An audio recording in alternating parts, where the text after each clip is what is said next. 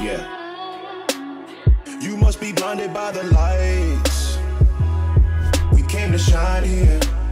Watch it look daytime in the night. We bring the vibes here. We full of life, you keep the change. Keep the change. They hate and say we went and changed. I stay the same. You must be blinded by the lights. You must be blinded by the lights. Lights. Yeah, yeah, yeah, yeah.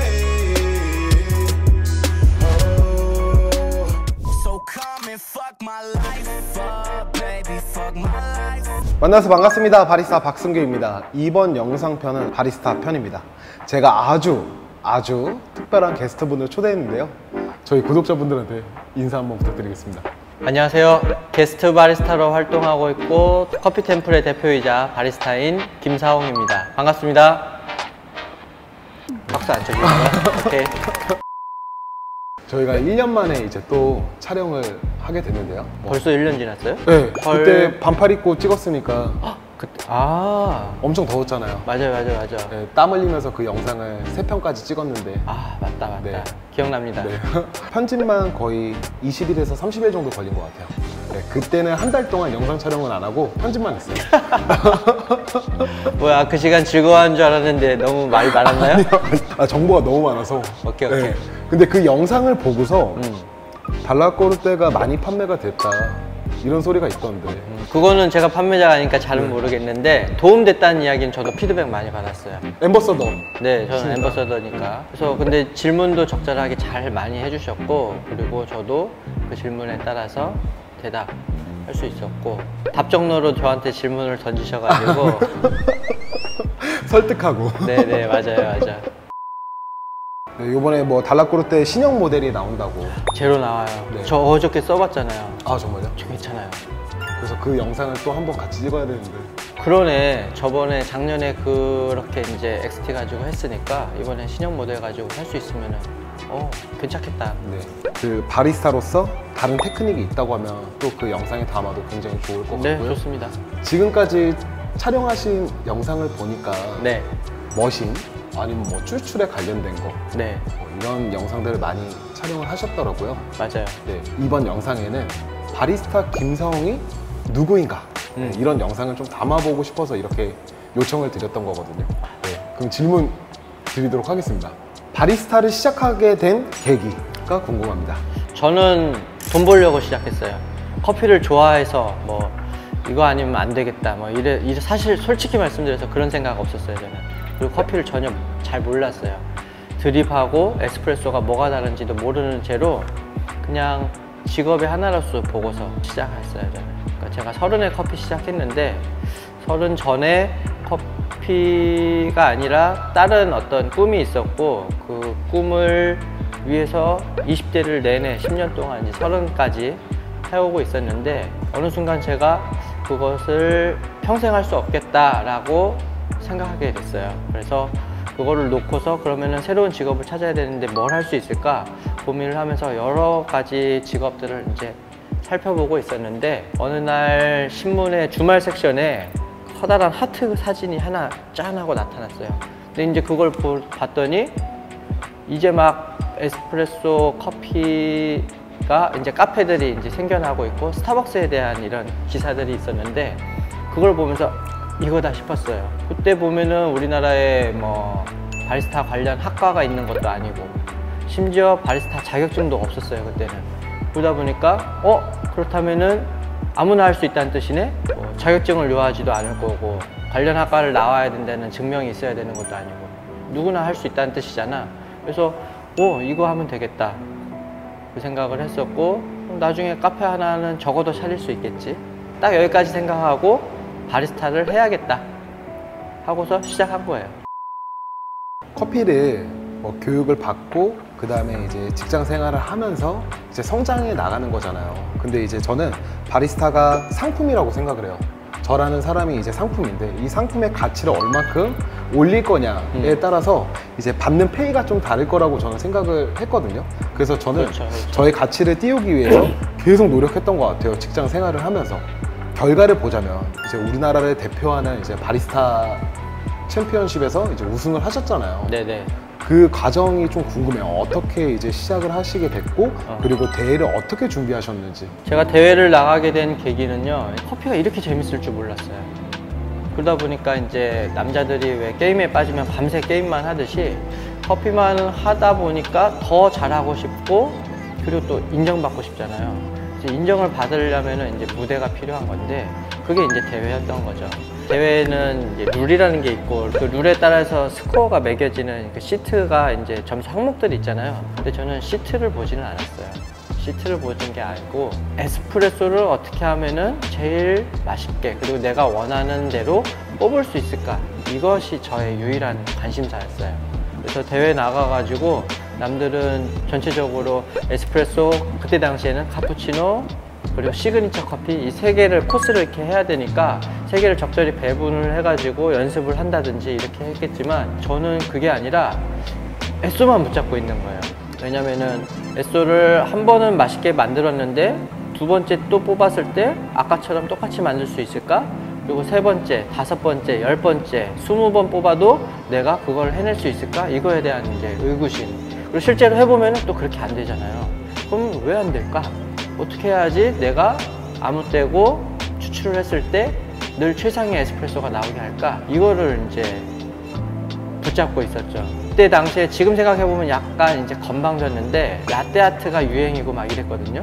그때 막 처음 라떼아트가 막 우리나라에서 시작되고 했을 때였어서. 근데 라떼아트는 저한테는 조금 장난처럼 보였어요. 라떼아트는 나는 센스 있으니까 아무 때고 할 수 있을 거야. 근데 일단 나는 에스프레소로 우리나라 탑을 먹겠어, 이 생각을 한 거예요. 근데 이제 에스프레소가 그렇게 되기가 쉽지 않다는 걸 깨닫고 나니까 연습하게 되고 더 빠지게 되더라고요. 대회 연습의 한 70%, 80%는 에스프레소 연습을 하고, 그렇게 7, 80%를 하고 나면은 대회가 한 일주일 남거나 며칠 안 남아요. 그러면 그제서야 이제 멘트랑 뭐 이런 것들을 부랴부랴 외우고, 그러니까 이제 무대에서 까먹기도 하고 잠깐 패닉이 오기도 하고 이러는데, 시그니처는 대회 전날 나오고 뭐 이런 식이었던 거죠. 그래서 너무 돌아가고 단순 무식한 말도 안 되는 방법이었지만 스타일이 그러다 보니까 그거를 몇 년 동안, 오랫동안 반복을 했어요.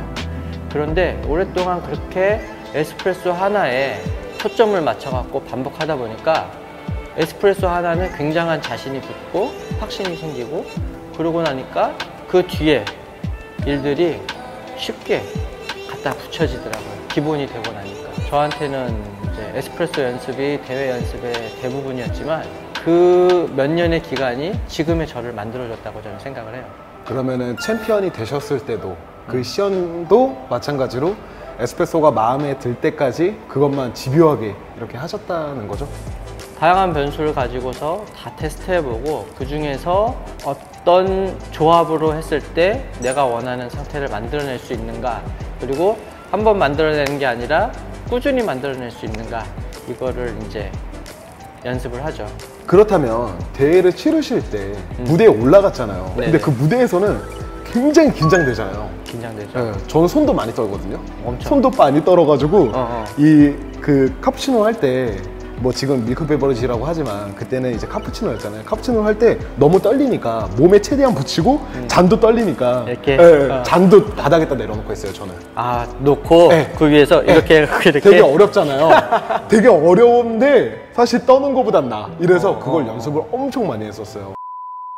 15분 안에 시연할 때도 순간순간 멘탈이 흔들리거나 아니면 이제 꿈처럼 느껴지잖아요.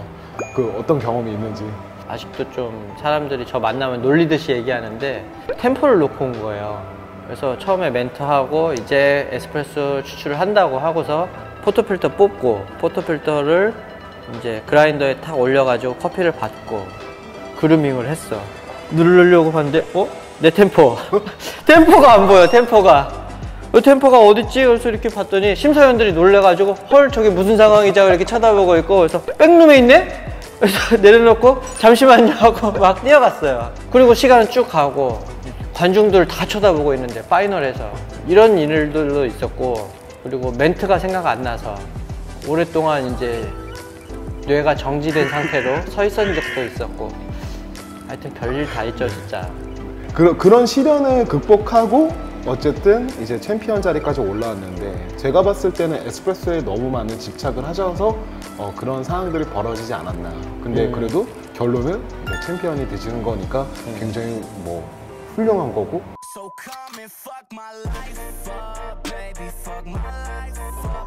우리나라 커피 시장에서 지금 가장 핫한 이벤트가 있어요. 네, 뭐 얘기하려는지 알 것 같네요. 네. 게스트 바리스타. 네. 이제 김사홍 바리스타가 아니면 게스트 바리스타 아무도 못한다. 이런 느낌을 지금 주고 계시거든요. 그래요? 왜냐면 가시는 곳마다 지금 줄을 몇 시간 동안 서 있어야지만 이제 음료 한 잔, 그것도 두 잔 못 사 먹어. 두 네. 잔 사 먹으려면 다시 또 돌아가야 돼. 맞아요. 다시 줄 서야 돼. 이런 이벤트가 굉장히 신기하기도 하고 되게 재밌더라고요. 저도 2번 줄 서서 마셨거든요. 네. 근데 그 게스트 바리스타를 하시게 된 계기가 좀 궁금해요. 제가 커피 템플 상암점을 사실 재작년 코로나 터지기 전부터 정리할 계획을 세우고 있었어요. 왜냐면 이제 상암이라는 상권에서 오랫동안 몇십 년 하는 로컬 브랜드를 만들겠다고 시작을 했지만 상암이라는 상권은 이제 임대료가 너무 계속 오르고 있어가지고 지속 가능한 장소가 아니다라는 것을 이제 나중에는 깨닫게 되고, 여기가 아니라 다른 곳에서 어떤 새로운 모습으로 커피 템플을 시작을 해야 되겠다. 이제 이 생각을 하고서 이제 정리를 시작을 했는데, 10년 동안 쌓인 인연들, 저희 단골 손님들이 엄청 많으시잖아요. 근데 이 단골 손님들이 너무 아쉬워하시는 거예요. 저는 카페를 솔직히 일로서 하니까 카페를 잘 다니지 않아서 카페라는 공간이 나한테 어떤 의미인지 이런 게 사실은 잘 없었는데, 우리 단골 손님들한테는 그렇지 않았던 거죠. 왜냐하면 10년 동안 매일 출퇴근하면서 어떻게 보면 가족보다 더 자주 보는 사이가 되기도 하고, 매일매일 자기의 어떤 일정한 루틴을 소화하는 소중한 공간이었던 건데, 그 공간이 사라져 버리는 거니까. 근데 이제 손님들의 그런 아쉬움을 매일매일 이렇게 들으면서, 아, 카페라는 공간이 굉장히 우리 지금 도시인들한테 중요한 공간인 거구나, 이 생각을 하게 됐고, 또 커피라는 것도 나는 내가 커피를 내리는 게 재밌어서 하지만 커피를 마시는 이들에게는 어떻게 보면 진짜 하루의 어떤 의식 같기도 하고, 그다음에 자기의 생각을 비우는 시간을 갖는 것이기도 하고, 커피 타임이라는 게 굉장히 중요한 거구나, 이 생각을 하게 됐어요. 어떤 한 브랜드가 한 지역에서 오랫동안 이렇게 어떤 진정성을 가지고 무언가를 하면은 그것을 좋아하고 신뢰해주는 손님들, 그러니까 팬이라고 칭할 수 있는 그런 분들이 이렇게 많아지는구나, 그걸 느끼게 됐어요. 그래서 이분들에 대한 어떤 보답은 뭐가 있을까, 이런 생각을 하나 하게 됐고요. 그리고 그런 보답이라는 것은 아이돌들 보면서 조금 힌트를 얻은 건데, 팬 감사제나 팬 미팅 하잖아요. 그런 식의 어떤 특별한 이벤트들이 좀 있어야 되겠다, 이거 하나 생각했고, 그리고 또 하나는 템플이 사라졌어. 근데 저는 제가 에스프레소 추천하는 거 제일 재밌어하고 자신 있어 한다고 했잖아요. 그럼 내가 자신 있어 하는 이 에스프레소를 어디 가서 만들지? 이 생각인 거예요. 가만히 생각해 보니까 내가 템플에 있을 때는 사람들이 나를 찾아와야지만 됐는데, 반대로 내가 템플처럼 지역에서 오랫동안 영업하고 있는 그 카페들과 협업을 하면은 내가 거기 가서 만들면 되겠네? 그리고 그쪽에 있는 팬덤을 내가 커피를 내려드리면 되겠네? 이 생각을 하게 된 거예요. 그래가지고 시작된 거예요. 그렇다면 게스트 바리스타 행사를 준비하면서 그 과정이 굉장히 복잡할 것 같아요. 대회를 하나 치르는 거라고 생각하시면 될 것 같아요. 예를 들면 게스트 바리스타 할 때는 이제 로스터리들이랑 여태까지 이제 작업을 하는 거다 보니까 그때를 위해서 특별한 커피들을 준비를 하잖아요. 그러면 이제 생두를 선정을 해야 돼요. 생두 선정 이전에 이 로스터리와 어떤 메시지를 우리가 손님들한테 전달을 할 것이냐, 컨셉 회의가 있어요. 그러니까 메시지 회의. 벙커랑 만약에 게스트 바리스타를 한다 그러면은 벙커 컴퍼니가 갖고 있는 커피에 대한 철학, 열정이 있을 텐데, 그것을 어떻게 손님들한테 전달할 것인가, 이 생각을 하고, 그 다음에 그러면은 벙커 컴퍼니가 갖고 있는 철학을 어떤 커피로 표현하는 것이 이게 매칭이 잘 될 것인가, 그래야지 시너지가 나오니까. 그래서 생두를 어떤 것을 쓸 것인가, 이런 것을 이제 또 회의를 해요. 그리고 생두를 그러면 구했어. 그러면 이 생두를 어떤 식으로 로스팅을 해야지 소비자들에게 쑥 하고 쉽게 받아들여질 것인가, 로스팅 회의를 또 해요. 로스팅 하고 나면은 추출을 해야 되는데, 추출은 환경이 어떤가를 체크해야 돼요. 카페의 환경, 예를 들면은 물, 물 속에는 이제 커피를 녹여내는 성분들이 있잖아요. 이 지역의 물은 어떤 성분인가, 그리고 어떤 상태인가, 그 물의 상태에 적합한 필터를 쓰고 있는지 안 쓰고 있는지, 정수 필터 아니면은 그 정수 필터를 교체를 해갖고 커피를 잘 녹일 수 있는 상태로 적합하게 만드는 것, 이걸 하고 또 머신을 점검을 해요. 그룹별로 유량이 일정한지, 그 다음에 압력은 제대로 나오고 있는지, 뭐 큰 문제는 없는지. 왜냐하면 행사 때 수백 명의 손님들이 이렇게 몰려고 수백 잔을, 보통 평균 500잔 정도 뽑아내는데 그 정도의 추출을 연속으로 이뤄내야 되기 때문에 머신의 컨디션이 굉장히 중요하거든요. 그리고 추출 끝나고 나면은 이제 또 뭐가 있겠어요. 혼자서 하는 거 아니잖아요. 옆에서 동료들이랑 함께 해야 되는데 그 합을 맞춰야 돼요. 그래서 팀워크까지 모든 것을 다 점검을 합니다. 점검을 하면서 베스트인 최적점을 이제 찾아내는 거죠. 그래서 그런 일들을 한 2주에 걸쳐 가지고. 그런 과정들을 통하면 실제 매장에서 근무하는 바리스타들한테도 굉장히 많은 도움이 될 것 같네요. 엄청 도움이 되겠죠. 왜냐하면 바리스타들의 태도가 게스트 바리스타 전과 후로 나뉘어서 좀 많이 달라진다고 하니까. 왜냐면 당신들이 이렇게 근무하는 동안에는 매일매일 데일리한 일상을 하고 있다가 저 같은 사람이 갑자기 들어가서 이 정도 수준으로 하고 싶어요. 그리고 우리는 할 수 있어요. 그것을 해내려고 했을 때 같이 하다 보면은 아, 우리가 하는 커피가 이렇게까지 할 수 있구나. 그리고 이렇게까지 해내면은 손님들한테 이런 감동을 줄 수 있구나. 손님들한테 감동을 줬더니 그게 나한테 굉장한 보람이구나. 내가 이 일을 지속해야 되는 어떤 이유가 될 수 있구나. 그리고 이 일이 굉장히 의미 있는 일이구나. 이런 것을 느낄 수 있는 거죠. 그걸 느끼고 나면은 스스로 변화가 되는 거죠. 태도도 달라지고. 우리나라 커피 시장에 많은 기여를 해주셔서 진심으로 감사드립니다. 저희도 잘 되는 거니까 네. 많이 움직여 주실수록 네, 저는 그렇게 생각하고 있어가지고 앞으로도 게스트 바리스타 행사가 김사홍 바리스타만 할 수 있게 그런 거 의도하신 건 아니죠? 전혀 의도한 거 아니죠. 근데 그렇게 됐어요. 왜 그렇게 됐죠? 한 업체랑 하실 때 2, 3주 동안 이제 트레이닝하고 뭐 개발하시고 이렇게는 안 하잖아요. 사실 저희는 원료 받으면 그냥 그거 가가지고 그냥 이렇게 내리는 것까지만 했었잖아요. 지금까지 게스트 바리스타가. 아, 그렇죠. 네, 근데 이제 그건 다른 문화를 만들어 욕심이 좀 많아서. 어찌됐든 제 손으로 만든 커피는 상대방을 만족시키고 싶어요. 반드시. 그래서 그분에게 커피가 갖고 있는 의미들을 전달을 하고 싶고, 그게 이제 제 가장 큰 즐거움이고 보람이고 목표이기도 하기 때문에 그것을 반드시 해나가도록 하겠습니다. 그 마음이 한 잔에 담겨 있는 것 같아요. 네, 제가 가서 마셔보면은 그 마음이 고스란히 그 에스프레소 잔에 담겨 있어요. 바리스타는 말이 아니라 커피로 말해야 돼요. 그렇게 만들기 진짜 어려운데.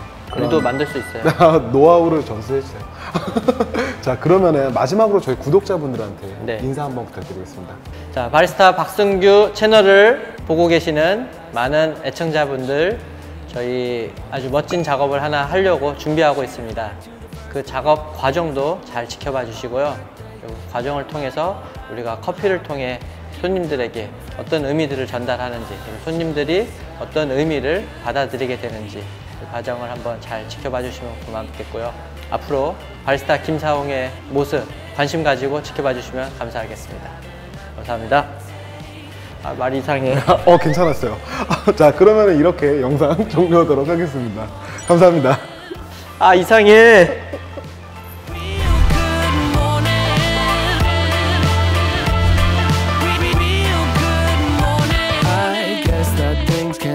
Get better from here, but sometimes I wonder I might have